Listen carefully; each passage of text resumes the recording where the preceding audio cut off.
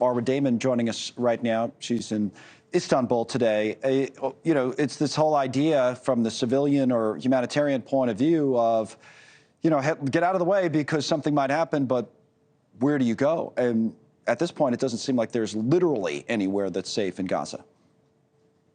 No, that space never really existed to begin with. And now the space that Israel is telling Gaza civilians to go to just keeps on shrinking. It's illogical, and it has created, for weeks now, conditions that are being described as subhuman. One needs to realize also that what defines a, in quotation, safe space is not just necessarily physical safety. A safe space's requirements are also that it be able to provide shelter, food, water, access to sanitation, access to health services. And none of that exists in Gaza right now, despite the fact that there have been numerous calls for increased access of humanitarian aid. A UN resolution passed. The dynamics on the ground really haven't changed in a substantial way whatsoever. And now you have around 44% of households who are reporting severe hunger. 10% of Gaza's children are only able to access 10% of water that they need. Diseases are rising. Kids aren't getting their vaccinations. There isn't, baby powder milk or diapers or anything that you would even remotely need. I mean, it's not a way to live at all. Well, it brings up the wider part of this conversation. I think, as we get further and further into this war, is the same really as it was at the beginning. But in hearing and standing here every day and hearing both sides of it, the IDF was on the show as recently as yesterday presenting their side of it. You're certainly presenting a different side of it today. I think it kind of plays into what you wrote about in Newsweek and the larger question. So I want to put that up because I think this is really at the heart of it. The op-ed was, what was Israel supposed to do after October 7th? Not this. Arwa writes that Israel may very well, quote unquote, win. It has this control of the sky, the bombs, the border crossings, and the backing of the West, especially the United States. But that win will not just be the eradication of Hamas, it will be the eradication of Gaza and its people. And I say that comes back to it because that was the question that, many that support the Israeli side said, right? They said, hey, listen, we were attacked, a terrorist attack on the 7th of October. What were we supposed to do? And you say there were other options.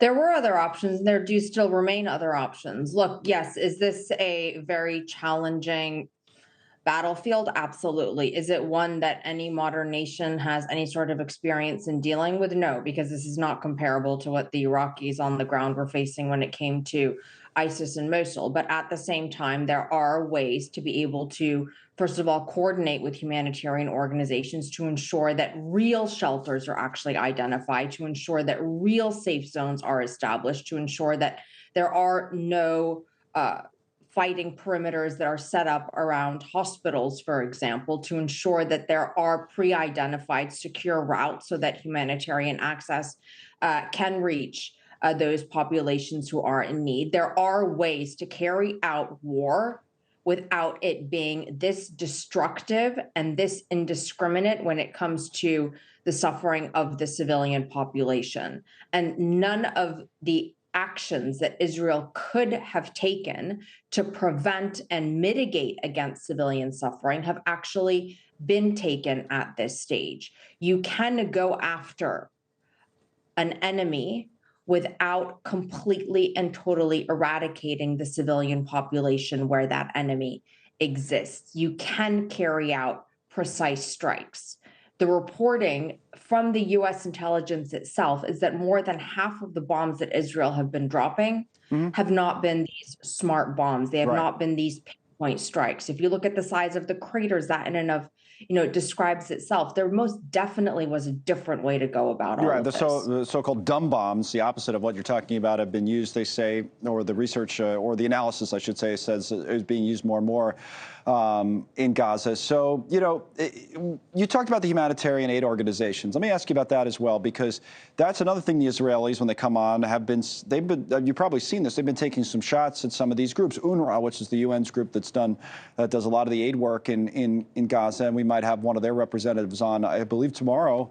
Israelis are saying, well, they're controlled by Hamas.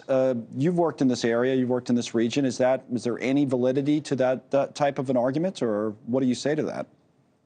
No, that's absolutely ridiculous. It's ludicrous. And what Israel is doing is repeating that statement, as we have heard many Israeli officials repeat unvalidated statements in the past. And by repetition, they do sort of end up putting these sorts of ideas out into the public sphere.